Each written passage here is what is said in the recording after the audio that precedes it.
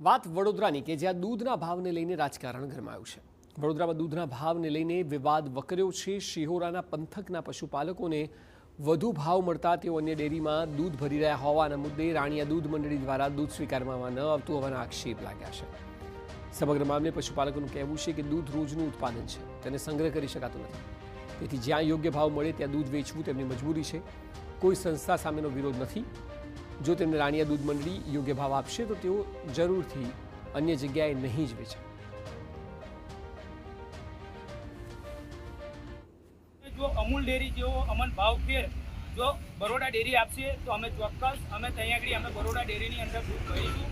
પણ જ્યાં સુધી અમારા પશુપાલકોને જ્યાં સુધી બરોડા ડેરી ભાવ નહીં આપે ત્યાં સુધી અમને ત્યાં અમારી રાણીયા અમૂલ ડેરીની અંદર દૂધ ભરવાની પરમિશન આપે એવી અમે આશા રાખીએ છીએ। આ સમગ્ર મુદ્દે હવે રાજકીય એન્ટ્રી કરી છે। સાવલીના ધારાસભ્ય કેતન ઇનામદારે પશુપાલકોનું સમર્થન કર્યું।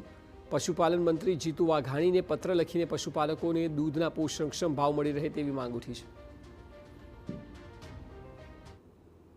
આ પશુપાલનના વ્યવસાયને આજે પણ આપણે ખરેખર જો ડેરીની અંદર દૂધની ઘટ પડે છે તો એ દૂધ કઈ રીતે વધે અને પશુપાલનના વ્યવસાયમાં લોકો વધારાને વધારે કઈ રીતે જોડાય એ પણ આપણા બધાનું જ કામ છે। એટલે ડેરીના સત્તાધીશોને મારી ખાસ વિનંતી છે કે હજુ પણ ખૂબ ગંભીરતાથી લઈ અને પશુપાલકોને યોગ્ય ભાવ મળે, યોગ્ય બોનસ મળે અને જ્યારે ભાવફેરની રકમ પણ હોય તો સારામાં સારી મળે એવું આપણે કંઈક બધાએ ભેગા થઈને કરવું।